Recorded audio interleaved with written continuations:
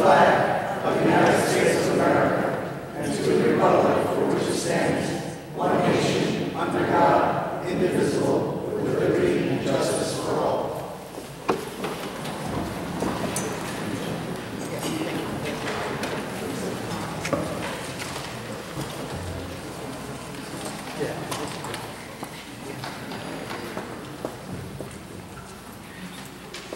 Let's all take this time for a moment of silent thought and reflection.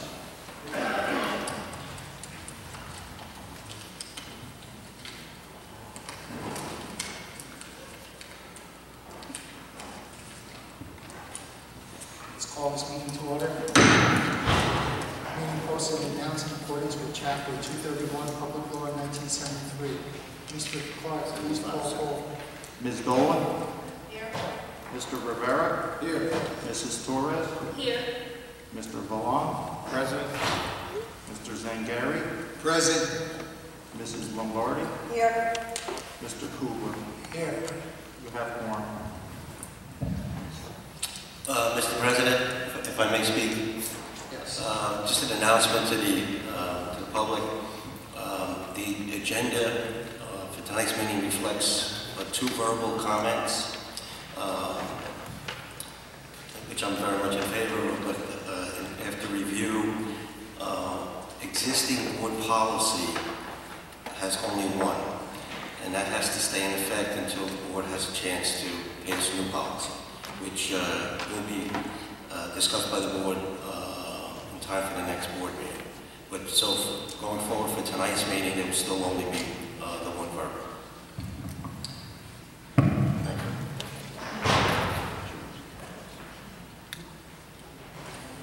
Moving on to item 3, approval of minutes from December 15, 2014. Are there any questions or comments regarding these minutes? So moved. Moving on to the SGL. Let's move down to item 5, items presented by administration. Superintendent's report, Mr. Costa. Just 2 things. The first is there is a proclamation as part of the agenda making February 2nd through the 6th National School Counselors Week. So I just want to acknowledge our fine counseling staff. We have a great staff of counselors within the district from the elementary all the way up to the high school. The second report that I want to make everyone aware of and up to date is concerning Power School. I know there were comments at the last meeting with questions about Power School. A couple of things. Today I received news that the first marking period grades are intact. They are available if any seniors needed transcripts. They can get them at any time. We are moving the hosting of Power School from our servers here in district onto Pearson Power School. And that's going to happen this Thursday.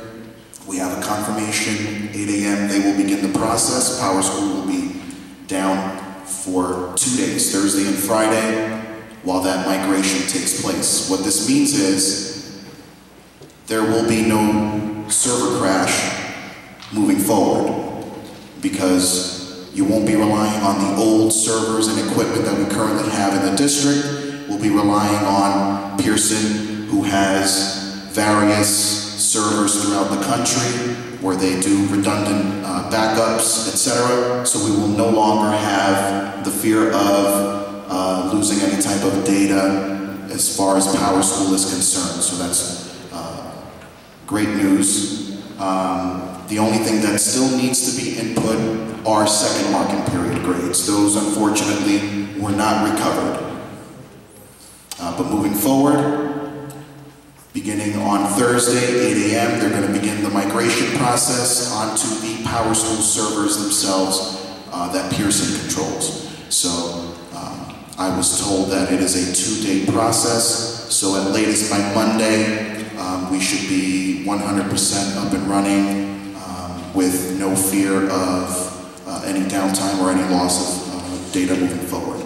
So I want to thank everyone for their patience in this process. However, it's been very trying, and especially for me, who's been working with Power School and trying to get everything back up to speed, to see glitches happening.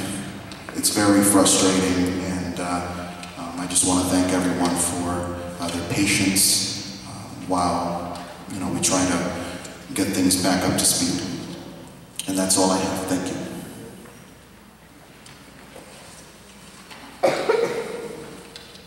Thank you, Mr. Cosby.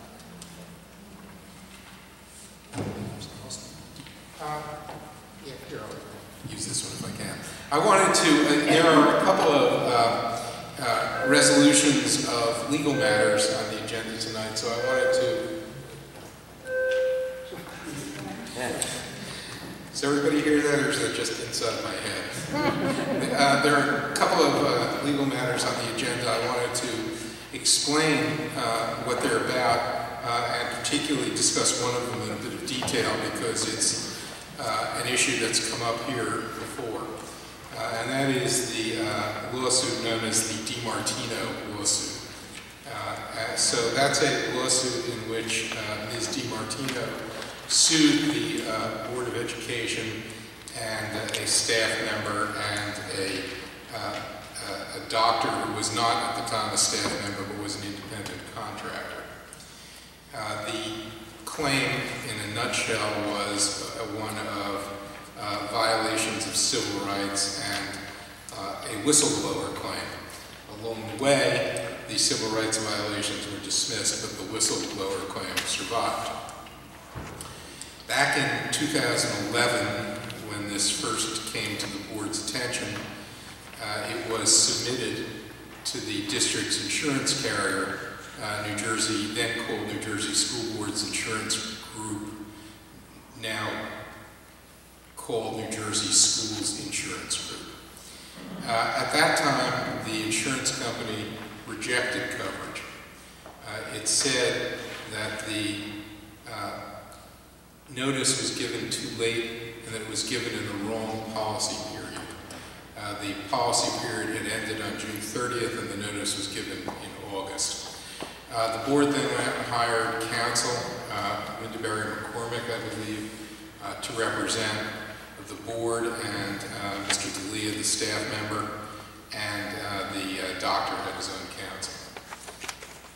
And the case went on for 2 years in that posture and was reaching trial in September of this year. When we came on in June or July, whenever that was, we took a look at the denial of coverage and decided that there was a legal argument that could be made to support coverage. And we filed a lawsuit in Essex County on behalf of the board against the insurance company to compel them to provide insurance coverage.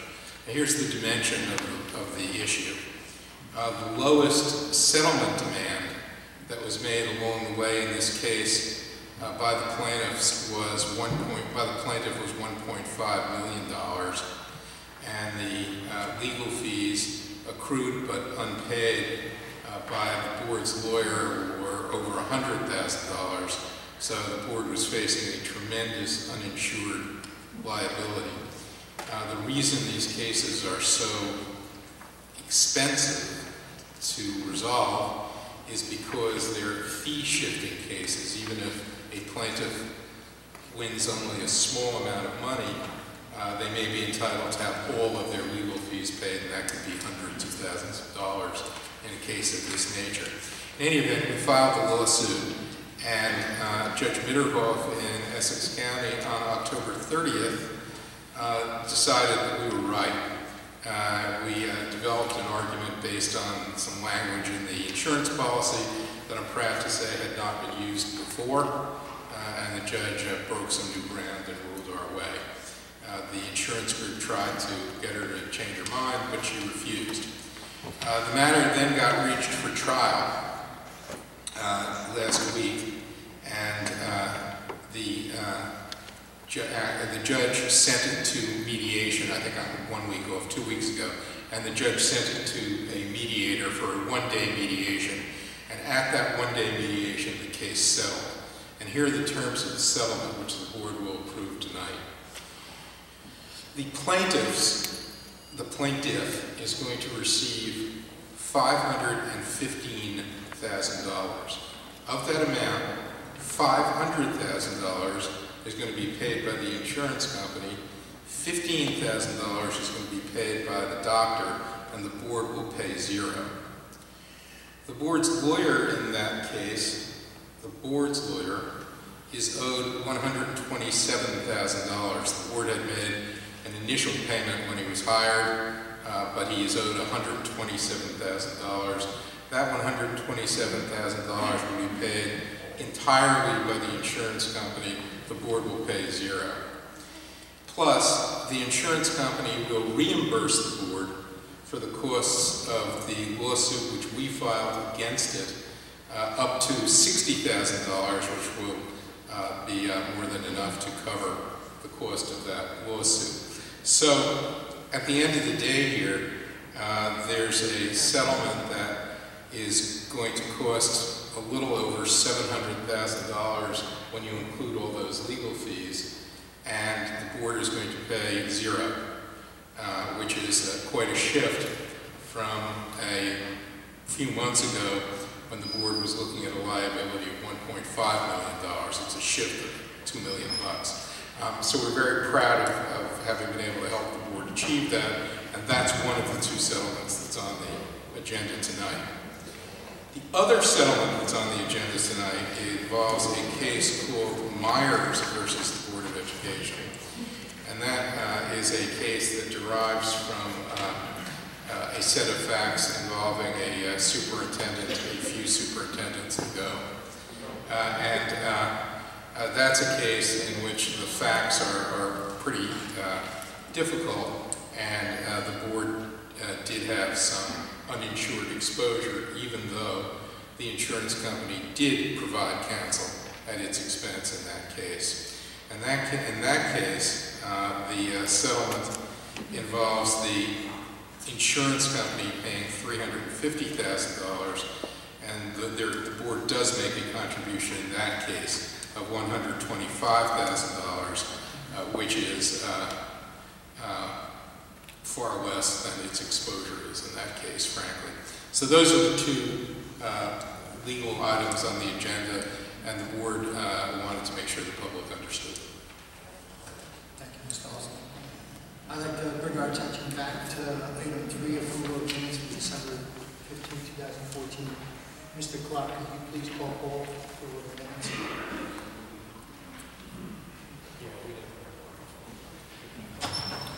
So here's what you need. Here's what we need. Somebody needs to make a motion to approve the minutes of December 15th.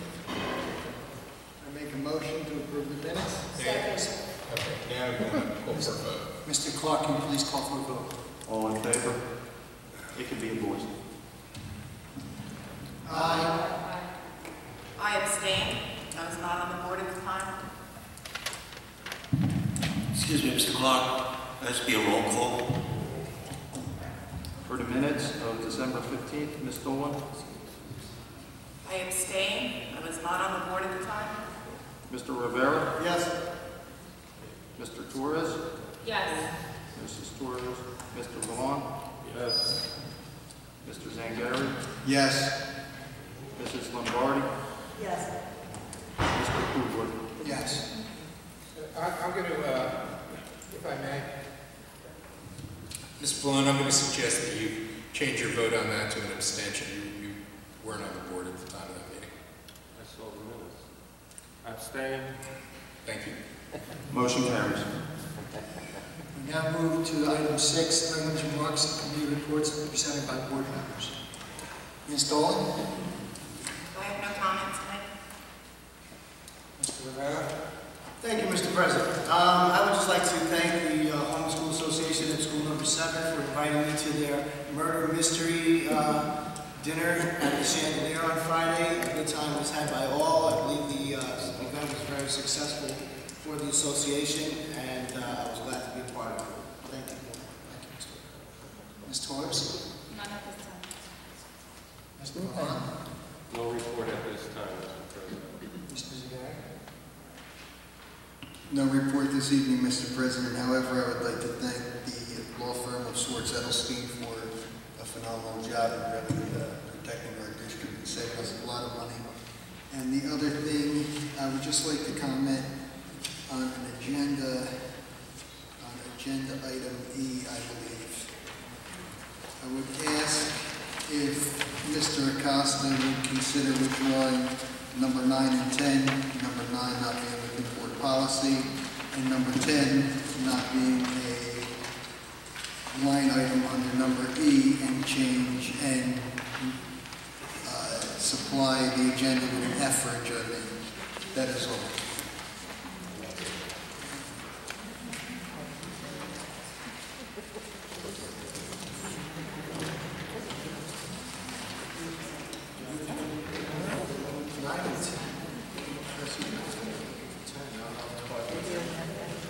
I think he wanted to change 10 to read that.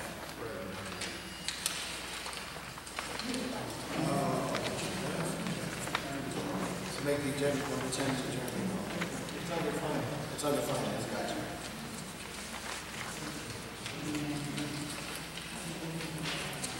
Please make that vote, Mr. Clark.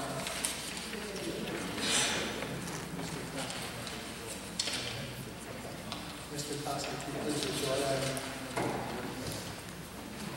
withdraw item 9 and change 10 to F.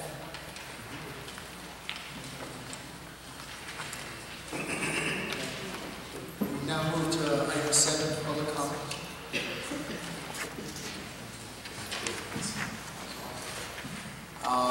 Basically, tonight I do not have any report, but I would also like to indicate that committees were formed. So from this point forward, we will start working with administration on having committee meetings and having regular public update as well during the committee reports. And that's all I have for this evening. Thank you for coming. Thank you. Now, I'd like to move to item 7, public comments. May I have a motion to open public comment? Second. All in favor? Aye. Opposed? Please, remarks regarding agenda items and participant must sign in and address the president only. And it should be regarding agenda items only as well. Mr. Abdul Joe.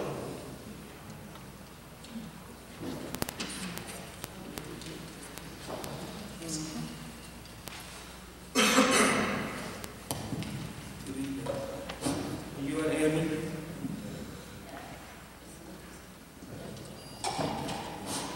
Hello? All right. Did you say it has to be agenda items only? Because what I don't know is about agenda. I don't know. Regarding educational purposes only. Agenda and educational purposes only. Great. Okay. Good evening all. My name is Adi Abujo. I'm a parent of a student in middle school. I have 2 issues. Actually, one of them is mostly addressed, but I'm going to start with the second one. Some of to you, it might seem like what I'm bringing up is trivial, but to myself, my wife, and my son, it's not trivial at all.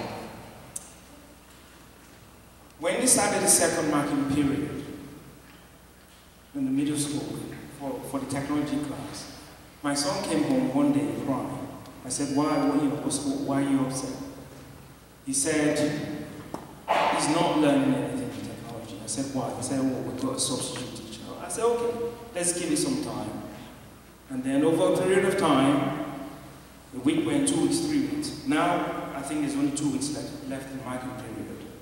They still only have a substitute teacher. Many times, they told me, all they do in class is just sit down, remain quiet, and maybe do a word search. This is technology class. technology, they do a word search. This is what is being done in the middle school. I don't know what the deal is with substitute teachers, but it just doesn't seem to me that this is what should be taught for technology in the middle school. For myself, my wife, and my son, this has been so much of an offset that I want to understand why is it that they have a substitute teacher for a whole marking period and they have yet another marking period of the same course.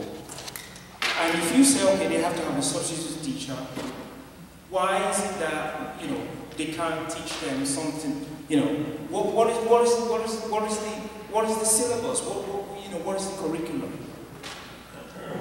Just, some of you on this board, you do have students, you have kids in the schools.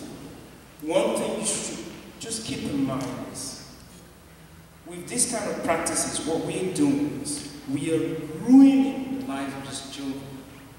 And we're destroying a generation. We are destroying the future of this country. So, I would like to understand why is it technology? Why, if you say, okay, it's going to be a substitute teacher, what is the syllabus? Why do they have to stay in class? Just doing word search. Sometimes you sit down. That's the one issue. The other issue is about the power school. I'm very happy to hear that it's all going to be moved and it's all going to be fixed. Great. But before that, for 2 weeks, I've been calling the middle school. I left 5 messages. Mysteriously today, so today I decided to call the Board of Education and I spoke to a lady there who also just said a lot of I don't know. She put me back to the same voicemail. Anyway, I got a call back to her. I eventually got to speak to someone who, most of the questions I did ask, all I'm being told is I don't know, I don't know. Who knows? They don't know. I turn to you. I see some of the people that are in charge of this town. If I do not pay my taxes and you call me, can I say I don't know? I don't think so. You have a way by which you can get the law on my back. What is the accountability that the school system has? Why should I have to call the middle school 5 times? 5 times before they respond. And when they respond, it was somebody that just keeps saying, I don't know. I'm not going to mention that person's name. I have a name, but I'm not going to mention the name. They need to fix this. If a parent calls, I'm not saying call me back right away. 5 times over 2 weeks. You can't just keep saying, I don't know. And the reason why I call is about the power school, because prior to that, I had been checking it and they had messed up my son's scores. But I'm going to wait until it comes back on, I'm going to check it. But, so these 2 issues, the issue of the substitute teachers, I want someone to explain to me why it has to be a substitute teacher for a whole marking period. And please, next time when a parent calls, don't let it be 2 weeks. Don't let it be the night before a Board of Education meeting and mysteriously calling me after lunch. Because I know the game that you're playing. Don't just keep saying, I don't know. If you don't know, find someone that knows. Because if I don't pay my taxes, you have the law and you can seize my house. What can I do? Thank you very much. Mr. Marshall, thank you. I will follow up with Mr. Acosta and make sure you get the answer. Thank you.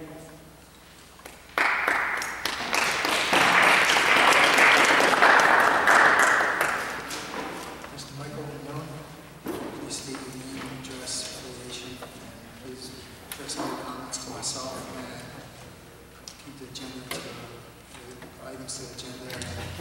See you later. Okay. Mike Malone, 23 Westville Avenue, Caldwell. I'm the president of the Belleville Education Association, proud of it. First, I would like to first I'd like to congratulate you, Mr. Kugler, and Ms. Lombardi for, becoming the president and the vice president of the board. We welcome you, and we just, give you the best wishes here and hope that you are on the same wavelength as the rest of the I'd also like to welcome Mr. Milan and Ms. Dolan to the Board of Education with the emphasis on the word education. You cannot lose sight of your purpose to set the standard for all the children in Belleville. Every decision you make will have a direct impact on the children and affect their lives in the future. Those are some really big shoes to fill, something not to be taken lightly. On that note, last month I found myself in a very peculiar situation. For the first time since I've been coming to these board meetings, Mr. Rivera finally made a decision that I agree with. That decision was not to place an additional $3.5 million debt on top of the acquired $3.7 million hole we are in due to the board's past poor decision making. At the beginning of the year, Mr. Egan stated that high-impact decisions like this must be presented to the community before the board was to vote on it. The first time we heard about the additional $3.5 million loan was on the same day you voted to approve it. Don't you think that this community deserves the platform to voice their concerns and be assured that you would take the time to discuss them in closed session so that your decision would reflect the best interest of the children and the community? Well, I have some questions that I would like answered pertaining to this excessive spending. Mr. Egan verified that this money is absolutely necessary to update our network infrastructure so that the district would be in compliance with park testing. Here are my questions. Number one, how much money has our district spent thus far on park readiness? This includes staff workshops, administrative training, technology upgrades, and the like. Number two, how much instruction time do you anticipate will be sacrificed this school year in preparation for park testing? This includes model curriculum testing, computer training, the anticipated 30 days of park testing. 15 days for the first test, 15 days for the second test. Number three, do you have any idea the unknown cost that we will incur for this state mandate? I'm talking about those costs outside the $3.5 million loan. Will park become a line item on our annual budget? Number four, have you reached out to the Department of Education, the Commissioner, the Governor, requesting reimbursement for such an underfunded mandate as this? And number five, we all know that this is a give and take. For all this taking, how much are we going to have to give? What other programs are going to be sacrificed in the name of park readiness? The fact is that this high-stake testing is placing a financial and educational strain on our district. I find it convenient that our state government is mandating how the people should educate their children, yet they are unwilling to provide funding. Now, assuming the sincerity of last month's vote, we ask that you, John, propose a resolution that will alleviate our dependence on the state for a loan we quite frankly cannot afford. At this moment, I would ask, Mr. President, if I could just approach the board with some handouts that I have.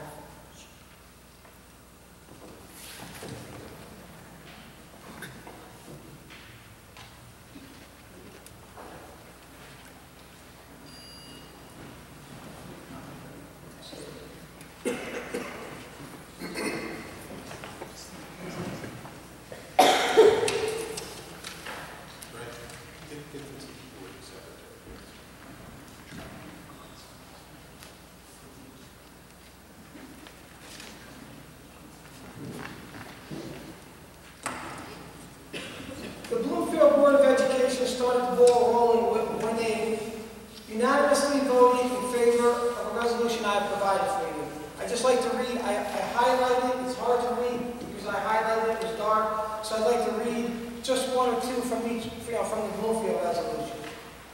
It said, be it further resolved that full reimbursement be provided by the state of New Jersey for costs incurred in the administration of and training related to park assessment.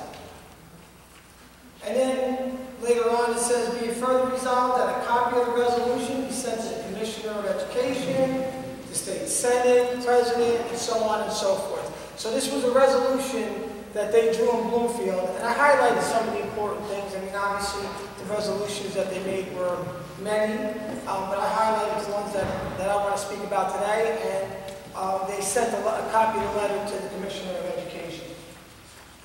Also, Washington Township, Hopewell Valley Regional School District, and Fair Lawn Board of Education have proposed similar resolutions. Again, I highlighted them. I don't want to read them all, but I just want to read some of the ones that I think, as a district, we're in the same type of financial boat. Whereas the Washington Township School District has already incurred expenses of approximately $5 million and will be required to spend uncertain additional amounts for administrative positions, professional development, technology, and staff time to implement these underfunded and unfunded mandates. And whereas Achieve New Jersey is an unfunded mandate and the park assessments are a severely underfunded mandate. Okay, and then also I highlighted that full reimbursement be provided for the costs incurred and administration and training related to the park assessment and the accompanying administration evaluation mandates. Again, they sent this to the Commissioner of Education. In this case, I think also Governor Christie they sent this to. Hopewell Regional. Same type of things. One of these I found interesting. Whereas the Hopewell Valley Regional School District has budgeted over $250,000 for 2014-2015 school year for technology upgrades. Well, I found that interesting because that's $250,000 as opposed to $3.5 million. And again, they sent that letter on the bottom there to the President, Governor of the State of New Jersey, and some chair assemblies. And then last but not least was Fair Lawn, and they resolved, they made a resolution asking the State of New Jersey for full compensation for New Jersey state mandates. As I said earlier, every decision you make will have a direct impact on our children and affect their lives in the future. We have been successful teaching our kids for decades using basic supplies. Although not ideal, I see no other choice. I know one thing for sure, placing us in the mercy of the State Department of Education is not the answer. That is why we ask that someone make a motion to retract your previous approval of an additional $3.5 million loan and make fiscally sound decisions as these other boards have. And we also ask this board if they would consider making resolutions like the Bloomfield resolution and also send them to the Governor, the Commissioner of Education, State Senate, and so forth. Thank you.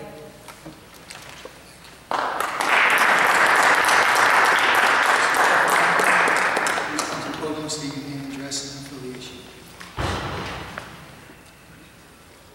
Jeff Madden, 56 Walnut.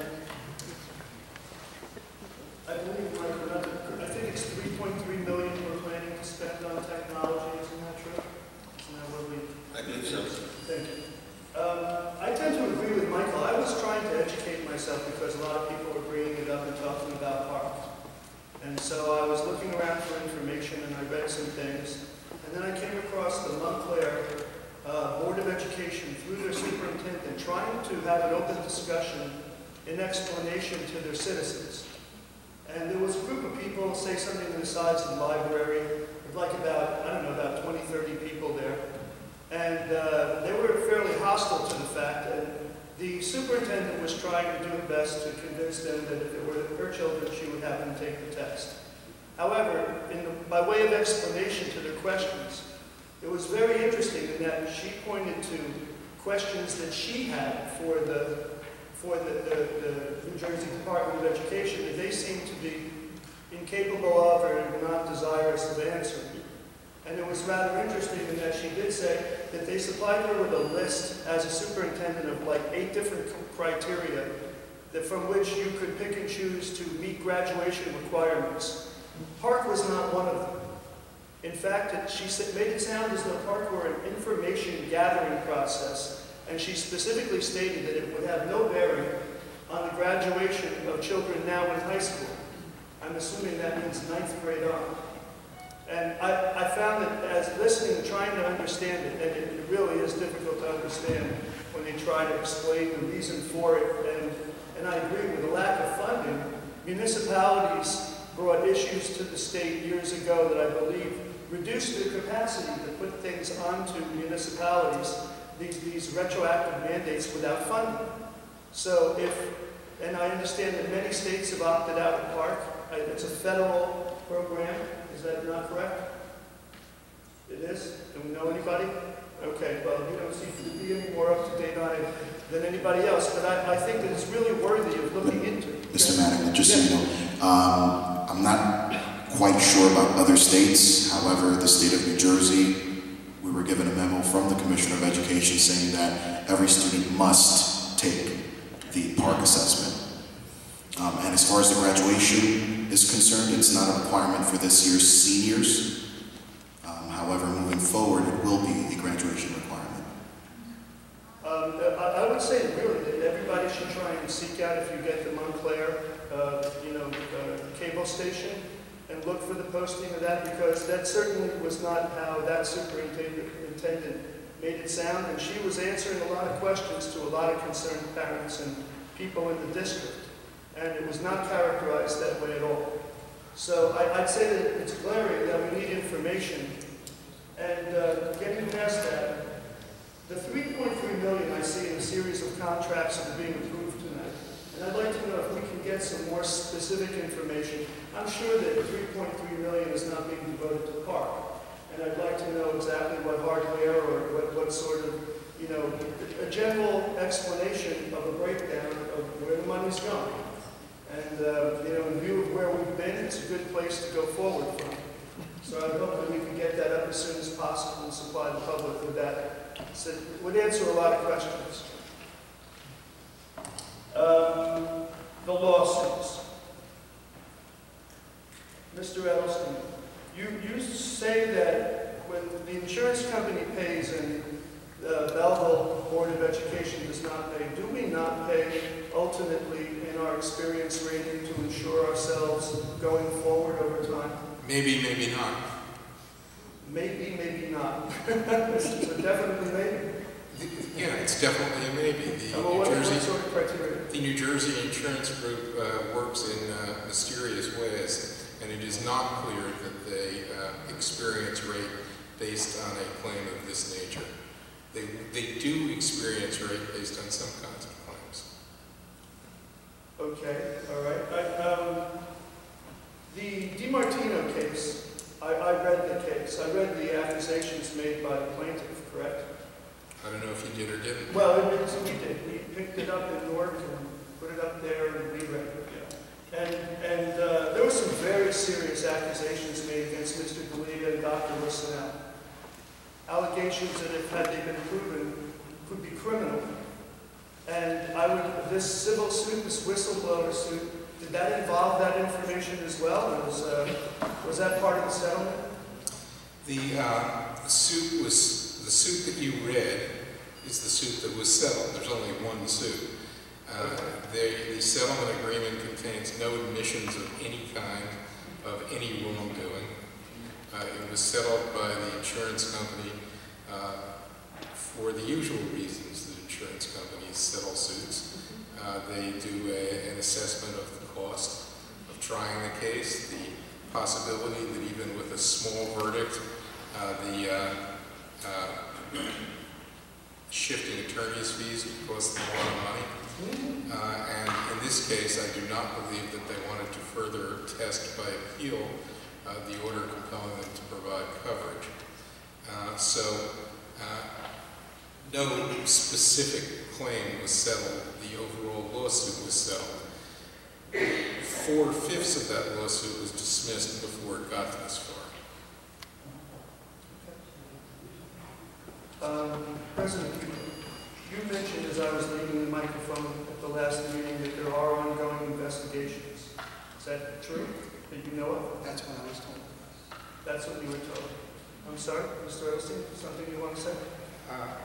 Yeah, I don't know what ongoing investigations you're talking about, but I'll advise the president and board members that if they're aware of ongoing investigations of personnel, they cannot talk about it at a public meeting.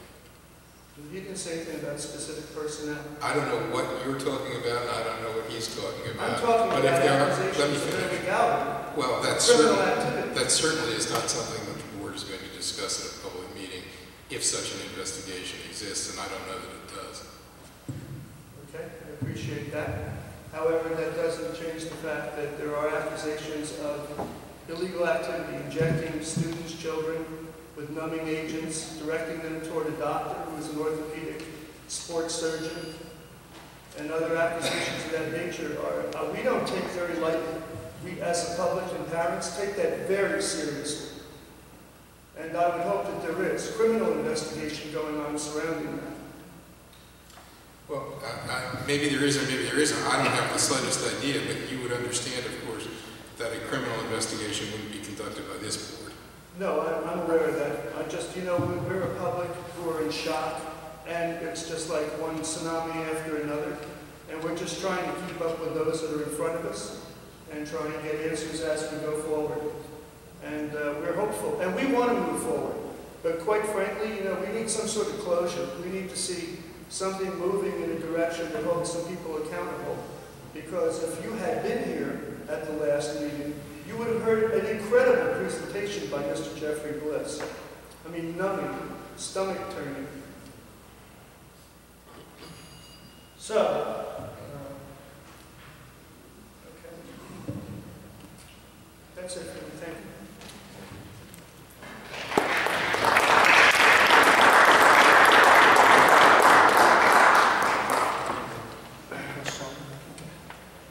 Please state your name, address, and affiliation.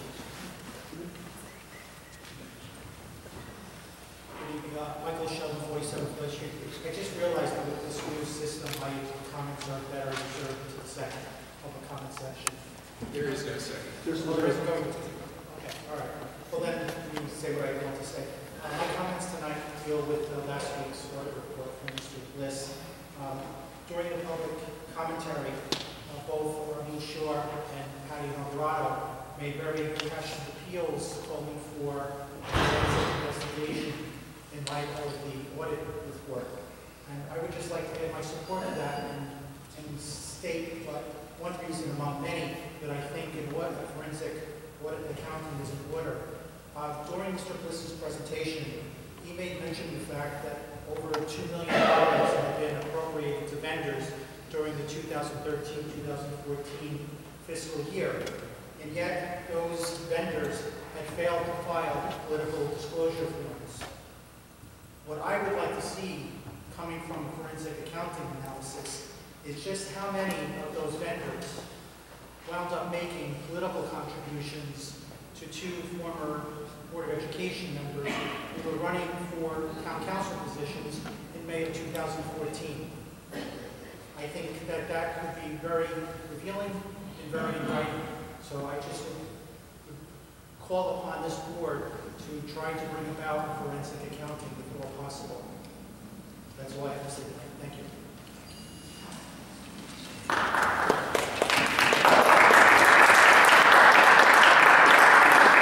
Motion to close public session.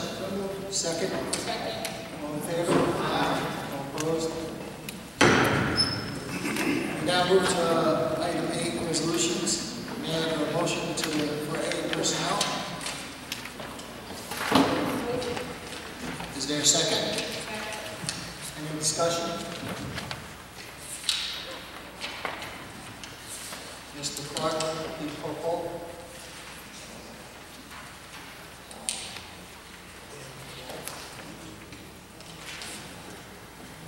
Motions on the floor are A1 through A22. Ms. Dolan?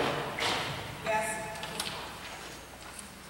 Mr. Rivera? Yes. Mrs. Torres? Yes. Mr. Valon? Yes. Mr. Zangari? Yes. Mrs. Lombardi? Yes. Mr. Kugler? Yes.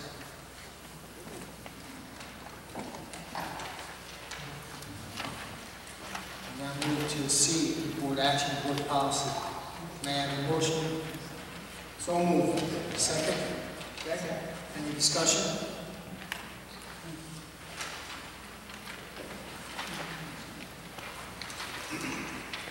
Mr. Clark, please call roll.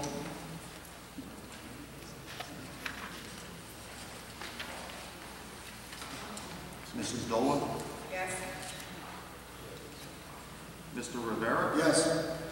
Mrs. Torres? Yes. Mr. Valon? Yes. Mr. Zangari? Yes. Mrs. Lombardi? Yes. Mr. Kugler? Yes. We now move to D, purchasing and business services. May I have a motion for D? So moved. Second? Any discussion? Mr. President, could you please poll items 3 and 4 separate? Before we start calling the board, I find myself in a strange position. For once, I'm in alignment with Mr. Mattingly and Mr. Mignon, where I believe that there should be more discussion about the technology upgrades that are happening, and perhaps maybe even a presentation to the public showing exactly what we're paying for here. And if there's any redundancy, maybe it should be compared to the Clarity contract to see if there are any things that were done in the Clarity contract that are just being duplicated here. It's just a thought. And I thank you, Mr. McAfee, for pointing that out. Is that a motion to table? I'll motion to table. Second. No discussion on motions of days, Mr. Bud. Mr. Clark, can you call roll? I'm sorry, would you clarify the motion? We're motion to table item 3. And 4. And 4. Thank you. Motion on table correction, motion to withdraw or table item D3 and D4. It's not to withdraw, it's the table. Table. Ms. Dolan? Yes. Mr. Rivera? Yes. Mrs. Torres? Yes. Mr. Valon? Yes. Mr. Zangari? Yes. Mrs. Lombardi? Yes. Mr. Kugler? Yes. Remaining items for D, purchase and business services, items 1, 2, 5,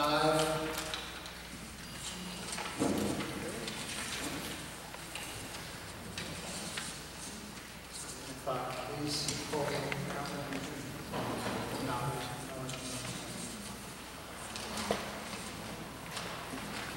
Motion's on the table, D1, D2, D5.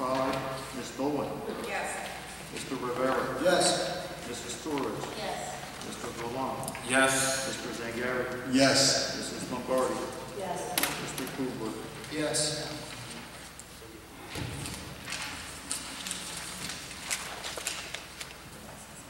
May I have a motion for E-Finance? Second. Any discussion? Yes, Mr. Yes. President. If we can just remove item number 9 and change item number 10 to F. Mr. President, are the settlements also included in this? Yes. Good point. So the settlements appear on the addendum at item C9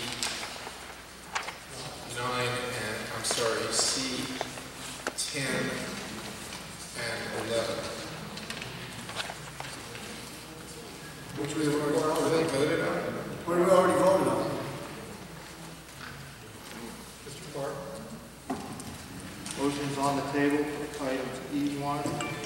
Mr. Clark, the question was, were C10 and 11 on the agenda voted on? That's correct.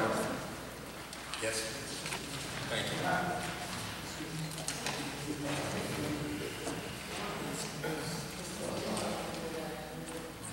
Mr. President,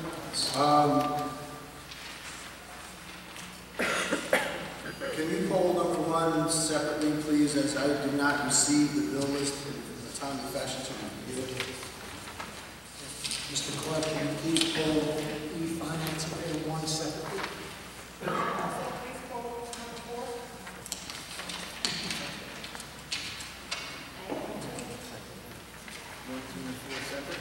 One, two, and four separately, please.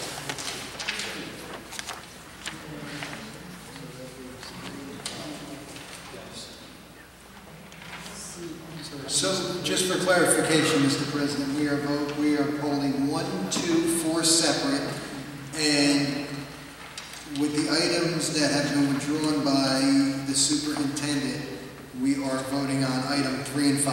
Correct. Thank you.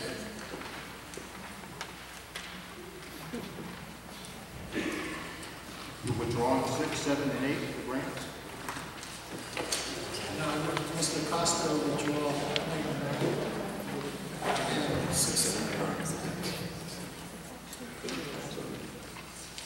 And item 6, 7, and 8. So we'll call it 6, 7, 8, 3 and 5. and 3 and 5 together. Okay, so the first resolution is E1, 2, 3, correction, 4. No, 4 is we pull 1, 2, and 4 separately. Right. And items 6, 7, 8. 3, 5, 6, 7, 8. Thank you, Mr. Zangari.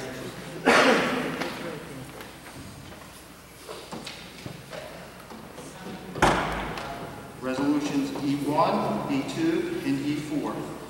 Motion's on the table. Ms. Dolph?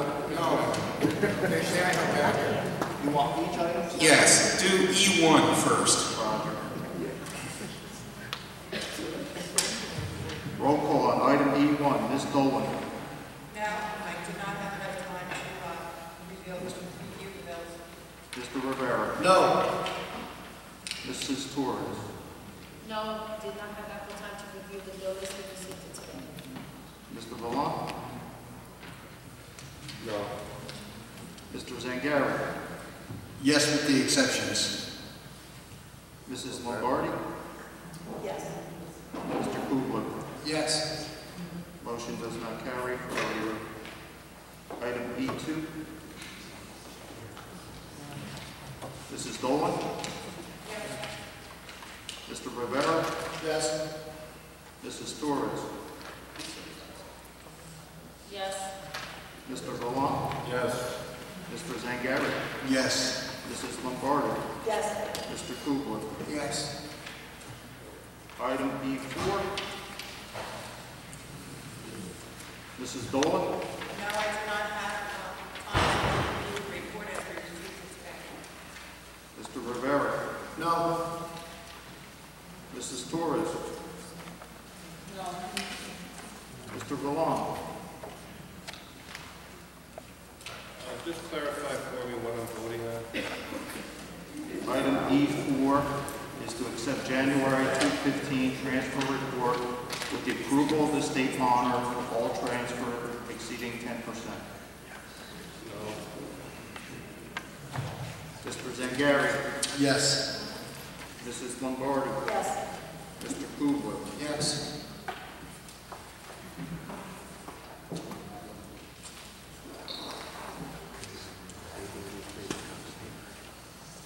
On the table is E3, E5, E6, E7, E8. Mrs. Dolan?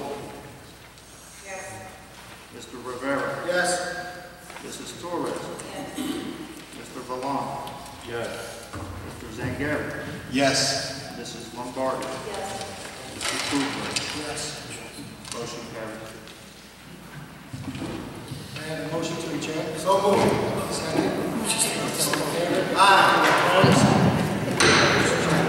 Thank you, everyone. Thank you. the friend.